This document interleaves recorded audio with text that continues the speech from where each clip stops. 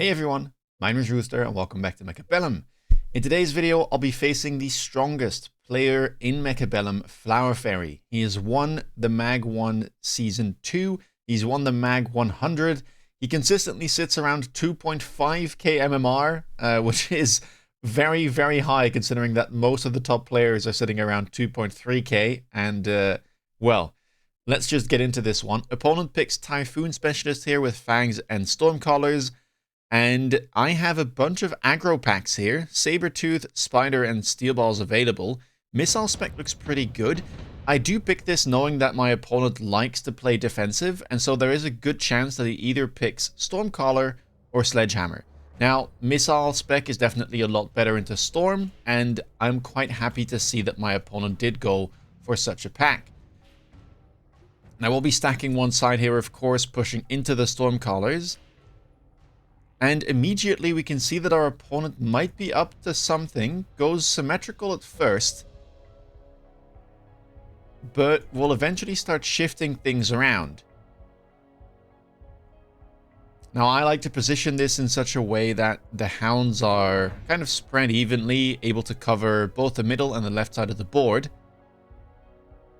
And then I'm already thinking about playing Wraith here as my chaff clear. Whenever that's possible, I prefer to play Wraith. I think it's just the best chaff gear that you can play on aggro, but Hounds definitely can get there as well. It's nice that we're up against Fangs, that way the Hounds can still one-shot them, unlike if my opponent had Crawlers. And yeah, playing asymmetrically in the defense here, and actually unlocks a Phoenix, takes the sell button, sells one of his Stormcallers, to be able to purchase a round 1 Phoenix. Now that will actually lead to a cheese. There are plenty of specialists that are able to do this, but I wasn't expecting it from a Typhoon specialist because he basically has to miss out on 2 deployments to be able to do this. He only buys the 1, and he also sells a unit that cannot be retrieved.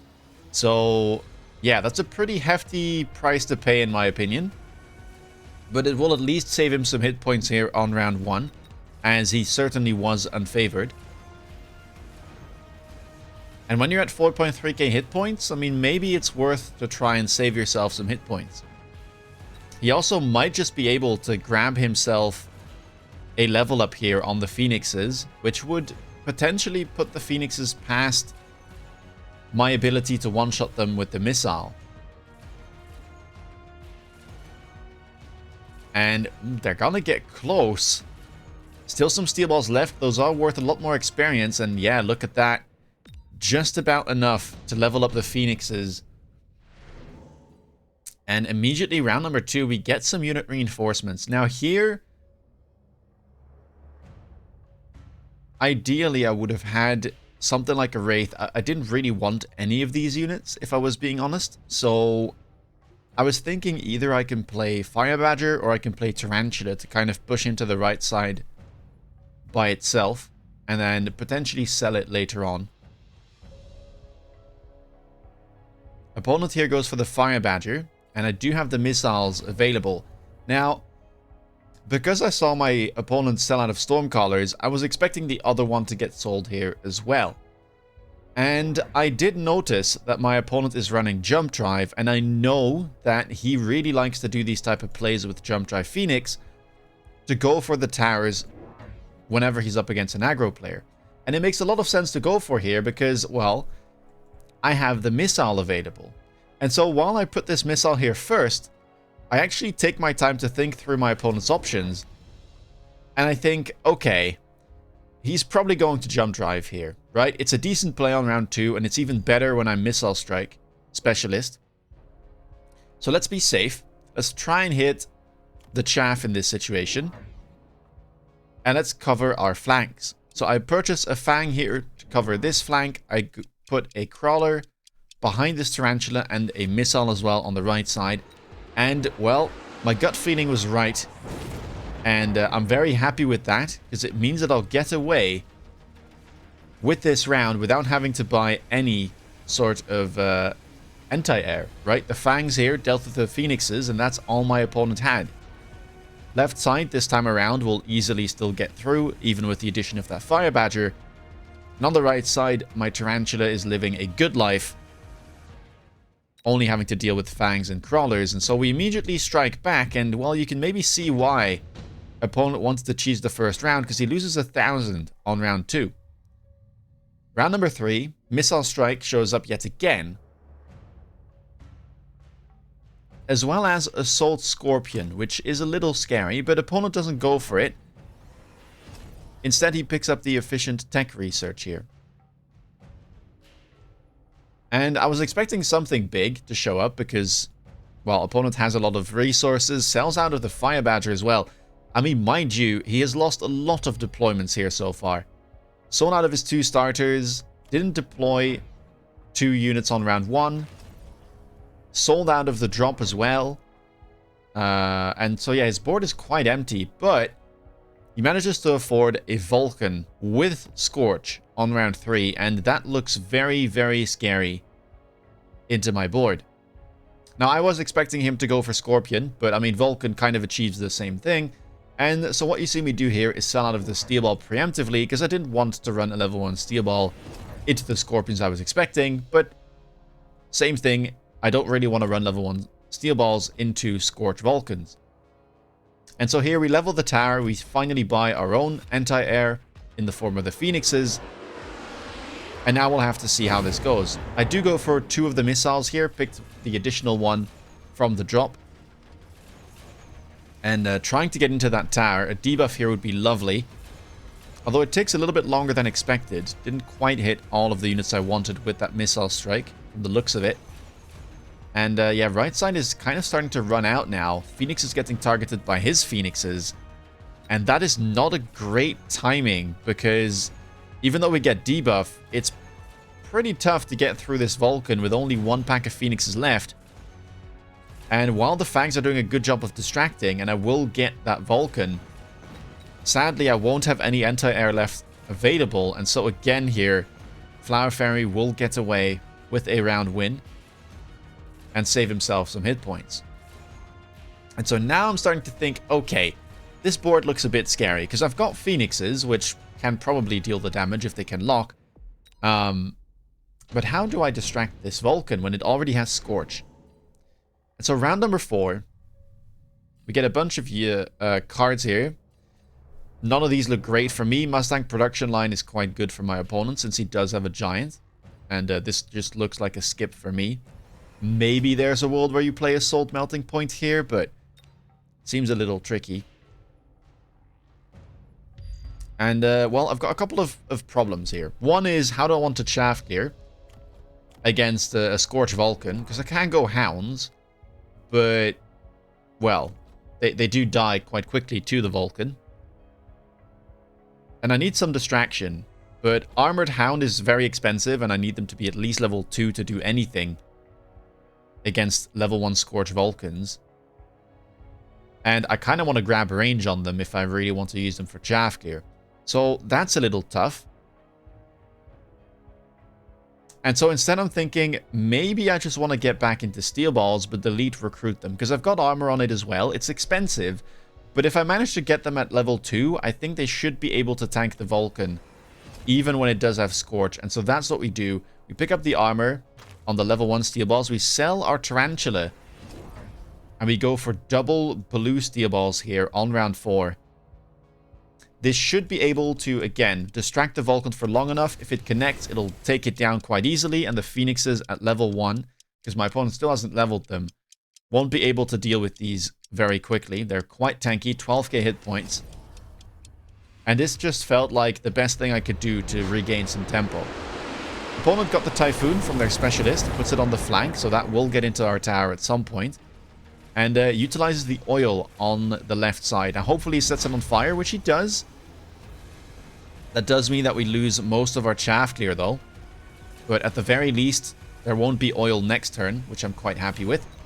Steel Balls will lock on.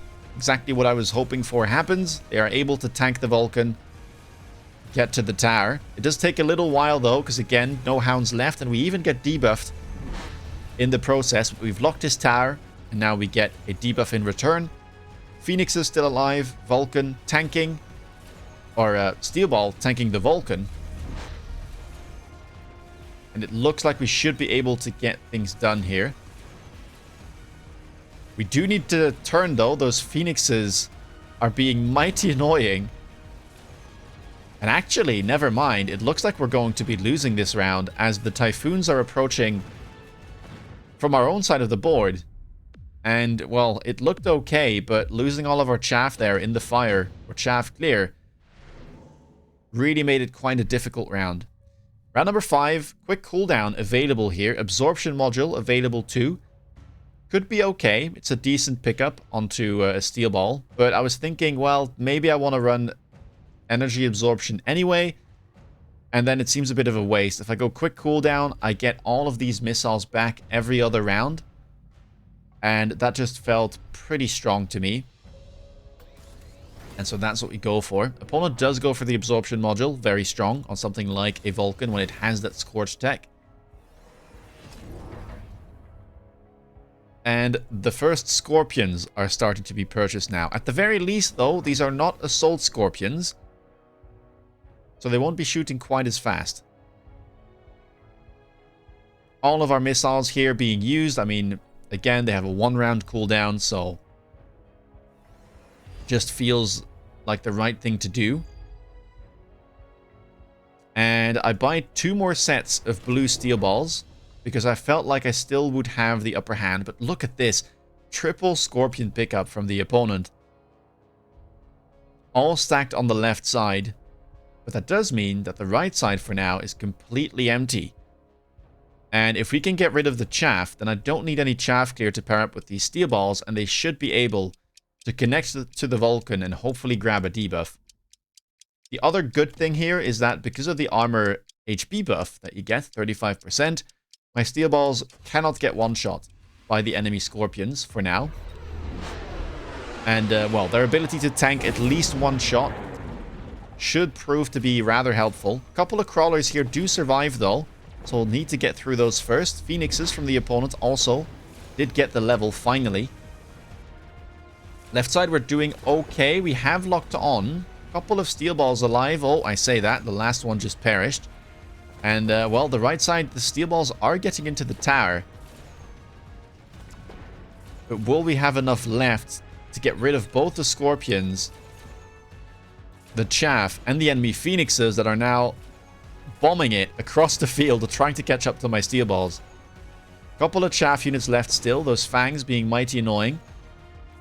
We will lock on to the Scorpion, but again, we're getting flanked here by the Phoenixes. Will we be able to get the debuff? We do. And that should allow us to win. Oh, we take a lot of damage. I guess at least. Okay, well, it's a tie. We'll take it. We enter round number 6. Second pack of unit reinforcements show up. And here, I mean, I'm looking for something tanky that can deal damage. So Sabertooth and Sandworm both look decent. There is a world where you can go for Stormcaller, but it doesn't gel very well with the rest of the board that's very fast. Stormcallers like to take their time. They like slow fights, long-range fights. And that's just not the type of board that I'm running right now. So I go for the Sabertooth instead. It's worth more here if I sell it than the Sandworm, because I had to pay less for it, so I make more profit. And it's also very, very tanky, and it's very good at dealing with single big targets like the Vulcan and like those Scorpions. And just have a look at this, though. 1, 2, 3 more Scorpions show up. That's a total of 6 already into my poor steel balls. I mean, they are getting countered very rapidly indeed. Phoenixes have finally leveled. One of them already leveled last turn, but 2 level 2 Phoenixes, that's very nice. That's exactly what you want. And now I am starting to finally build my chaff. The fact that I got a unit drop round here means that I can prioritize my chaff because I got a frontline unit for free. And it just allows me to set up, right? I probably want to sell this next turn and go for Abyss. But this is a nice round to kind of set up my backline, because I have something to tank. Also, Stormcaller is being used on the right side. One of them got sold. I did place a missile there, and the tower is level 2. So, luckily, the Stormcallers shimmy forward slightly, and I don't lose my tower right away. Right side, struggling, which is only natural because, well, it doesn't have the Phoenixes, it doesn't have the Saber, but left side, doing well. Sabertooth, tanking admirably, and, well, aside from that, it's dealing massive amounts of damage, one-shotting these Scorpions. And things are looking pretty decent here. Considering this is a setup round for me, because I just wanted to get that range on the Hounds in, I'm quite happy with this result because, well, I could try and play Sabers here, but I felt like that was a little bit too vulnerable. And of course, I put this guy on the front line, so it could get insta-locked. And instead, I wanted to try and play Abyss, because Abyss is very good at dealing with bigger targets, especially when they don't move much and they're lined up just like this. Round number 7, I decided to pick up the quick teleport there from the cards. It's really cheap, only 50 investment, and I might be able to get some good value out of it here. Both to try and distract the enemy units that are on the flanks, like the Scorpions, like the Vulcans, and maybe even to try and get a debuff from there. Either way, it felt like it was worth the minor investment. My missiles are back off cooldown. I probably should have expected shields here. I do try to go for some safe hits, but I think one of the 3 here should have also just gone onto this backline crawler, because we've gotten to the point where a lot of defensive players will just be buying shields, as we are starting to enter the late game. And yeah, have a look at this. So we sell our Saber, retrieve 600 resources, and that is enough for us to buy a level 2 Abyss and also click the Swarm Missiles first. Whenever I buy this unit on like round 6, round 7, and I'm not really planning to spam a lot of them, I don't go for efficient maintenance. Typically, it'll always be Swarm Missiles first, and then later you can always pick up either Dark Companion or something like Range Enhancement if you want to. But the upkeep on this unit isn't that high compared to the War Factory, which is 200. That can start to hurt. But if you only want the one, it's perfectly fine to lose a minor amount of resources, rather than make all of your other techs more expensive by clicking efficient maintenance. So right side here is still going to be stalling. It didn't get any stronger, but hopefully the left side here can prevail. And keep in mind, my opponent is being a little bit greedy with their anti-air. Only the level 3 Phoenix. It is a level 3 Phoenix, so it is quite strong. But if we manage to somehow clear all of the chaff, the Abyss here should be able to win. Sadly for me though, one Phoenix is smart enough to go for my tower, and that might mean a double debuff, as they're also coming over to my other tower. Oh, never mind. Seems like this tower will be safe. Sadly for me though, this tower is leveled, so the missiles can't quite take it out. But have a look at the Abyss. Sweeps the 2 Phoenixes, and with those gone, I don't think the Fangs and the Mustangs will be enough to take this guy down. We do get debuffed, but we manage to just tank through it, and the missiles will finish off the remainder of the units. And that immediately yields another level on the Abyss. Round number 8. Extended range Phoenix here shows up, and that seemed like a pretty decent thing to click. Because I don't want to invest into my Phoenixes, but they are quite high level, so keeping them a little safer by giving them the bonus range felt like a good card to pick up. My opponent goes for Acid. I did see it, and I know that the oil is back off cooldown.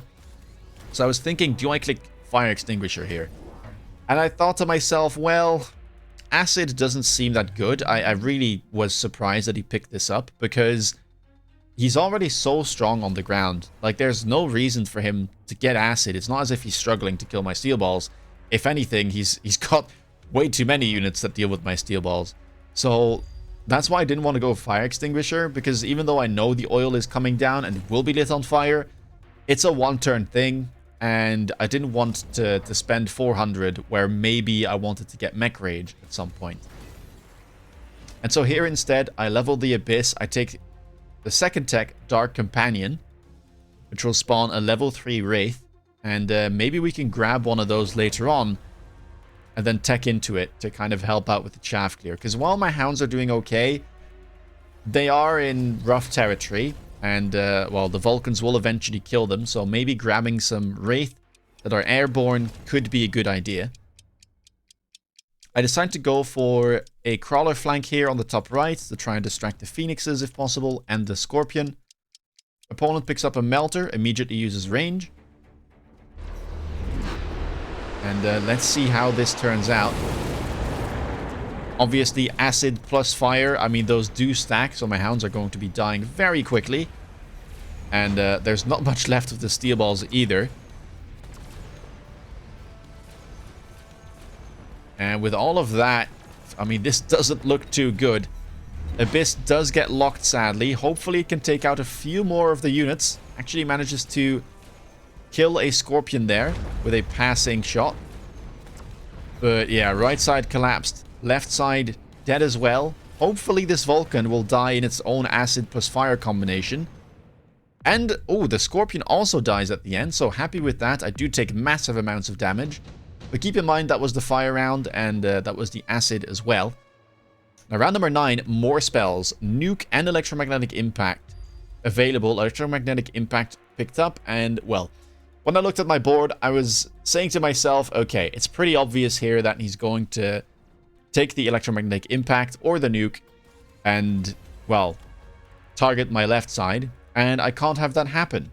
There's also the acid over there, so best thing for me here seems to just, well, pick up one of the spells first of all, probably the EMP. Might be a little hard to hit the nuke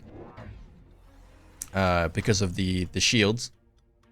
And let's just sell our Abyss, since it is a very strong unit, but it's only a singular unit. So we can just sell it and then reposition on the right side of the field. That way we both dodge the acid and we dodge the EMP partially. Because I can buy a mobile beacon and beacon these 3 units here over to the right, kind of beacon them around the acid. Hopefully the opponent kind of walks into their own acid again, and in the meantime we can pressure the other side of the field. Missiles are back off cooldown as well. I tried to hit the back crawlers. I go for a prediction missile here, hoping that maybe the Phoenix is there, or my opponent adds another crawler, because he does have one opposite on the field. And yeah, here we go. We are loaning temp range, temp speed. I already purchased a second defense enhancement here as well, as my opponent went for second attack enhancement, which meant that their Scorpions could one-shot my level 2 steel balls, and by matching the second defense enhancement, that was no longer the case. Of course, the level 2 Scorpions can, but the level 1s, as you can see, don't quite have the damage. And it's a decent stat to have, right? Tankiness for something as big as an Abyss, something like the Wraith that we're spawning. Always a nice thing to have. And yeah, look at that. Okay, I will get debuffed here by the Phoenixes, but my opponent's units have walked into their own acid. And we do have extended range Phoenixes, so maybe we can just snipe these guys out of the skies, and then we might be in with a chance. As I say that, my Phoenixes are getting taken out. I think there's still one alive, though. There is. And how is this going to shape up? The Melter has locked on, will take out my Abyss, but finally dies. And another really close round with only one Phoenix surviving as we enter round number 10. And round number 10, more units show up. And here, I'm kind of just looking for a sell. I don't need any of these units, per se. But I can pick up the Wraith, tech it, and then sell it, because the game will remember what you have teched on your units, and that means that my spawned Wraith also will have the techs that I gave to this guy. And so what you see me do here is pick up the Wraith, go for range, go for high explosive, and then sell it. And this means that my spawned Wraith will also have range and high explosive, and oh boy, was I happy with this decision, because this is the round my opponent decides to go for Shielded Fangs. And, well, Shielded Fangs are pretty good into hounds with only the range enhancement, but they're not very good into high explosive Wraith that have 15 meters of splash.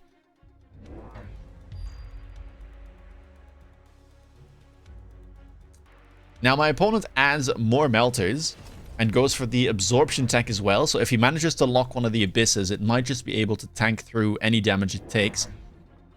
And here I'm just picking up more steel balls, triple level 1 steel ball. The reason I go for level 1 is because I want to get mechanical division. Because I was thinking to myself, well, my opponent does have 3 Vulcans, but we managed to kill them pretty quick whenever the abyss is moving in. And the crawlers should really annoy these enemy scorpions, as well as the melters. Whenever you have like this many steel balls, it just feels like it's a worthwhile tech to pick up. And yeah, right side, I mean, you can really see the Wraith here doing a fantastic job of clearing the way. The abysses are sweeping the melters. I will get debuffed, which is a little bit scary. But luckily we managed to get a debuff in return. And we avoid disaster on the right side. My 2 abysses still alive. A couple of hounds there alive as well. And while the enemy is still stuck on the left side, that tower already went down. So there's nothing to take there. Late fangs from a flank, I believe. Kind of working against Flower Fairy there. And as I still have a couple of these phoenixes and Wraith left alive, they're going to be tanking for my abyss. And as we take down the tower, one of our abysses does go down, but the other one manages to finish the job and take down the remaining melter. Very close game, round 11. And now we get Orbital Javelin offered. Look at all the spells that are back off cooldown, by the way. The benefit for me here is I did take that quick cooldown very early on in the match. And Flower Fairy didn't. So while he doesn't have electromagnetic impact yet, I do. Mine is back off cooldown. And I also have 3 missile strikes and now a javelin, which my opponent didn't go for. He goes for the underground threat instead. Perhaps realizing that, I mean, these abysses can just tank the jav and be completely fine. Although he could have tried to still like hit the spawning Wraith as well. If you take down one of the Wraith, that already, like, halves most of my chaff clear. Yes, I have hounds, but I think the Wraith are doing most of the heavy lifting at this stage of the game. So Javelin here, I'm trying to hit the only melter that didn't level, because leveled melters can survive the Javelin. And I'm trying to hit the Scorpion and also damage the Vulcan in the process. Other option could have been to hit 2 Scorpions over here, but I felt like the Scorpions honestly weren't that big of a threat anymore. They're very easy to hit for the abysses. They get one shot. They shoot at the steel balls, but I mean, I kind of want the steel balls to die because that way I have more crawlers. And so I'm just trying to get into the right tower as much as I can. Right tower is now level 3. Missiles again being used wherever I can onto those late crawlers. Underground threat though. Little scary, but left side tower I have leveled twice, so it's level 3 as well. I use the oil on the left side to try and slow down my opponent's army, and at the same time set it on fire. So there's no chaff left, and if there's no chaff, then the abyss only has good targets to shoot at. The underground is unsuccessful. The right side getting bombarded by missiles now. I can see some of the steel balls moving in, locking onto the melter, locking onto that tower. We will take it down. 5 seconds of debuff. And, I mean, this is looking really good. Hounds are still alive. A couple of steel balls. Some crawlers even. Going over to that enemy tower, which will fall. And with only a couple of giants left, that is going to be easy pickings for this level 3 abyss. As it finishes off the Vulcan. And those jump drive phoenixes that were purchased on round 1 will go down as well, as we secure the victory. Quite the game. Lots of stuff happening here. I was very happy with this. Mind you that normally speaking, I do not do well into Fairy at all. The previous game that we played was a 5-round victory for him. So that kind of tells you how strong of a player he is. But this time around, I managed to play pretty well. I think that we adapted to the situation. I think going for armored steel balls, recruiting them at level 2 immediately really did well for us. Kind of attacking the other side, utilizing the hounds, going off the unit drops, right? Using that saber tooth for 1 round. then selling it, going into Abyss because our opponent had a lot of big ground-based units and didn't have much anti-air at the time. And then, crucially, swapping sides because we did have a setup with some steel balls on the right side whenever that spell came up. And yeah, we managed to get it done. Also, the Wraith. The Wraith was a neat little play. That is something that you can do sometimes if you're spawning units with a giant. You can tech them and then sell the unit, and your spawned units will still have the techs that you picked. So yeah, if you like this video, leave a thumbs up. Let me know down below what you think of it. If you want to stay up to date with my latest content, please consider subscribing. And if you want to see me play live, check me out on Twitch. With that being said, take care, guys, and see you in the next video. Bye-bye.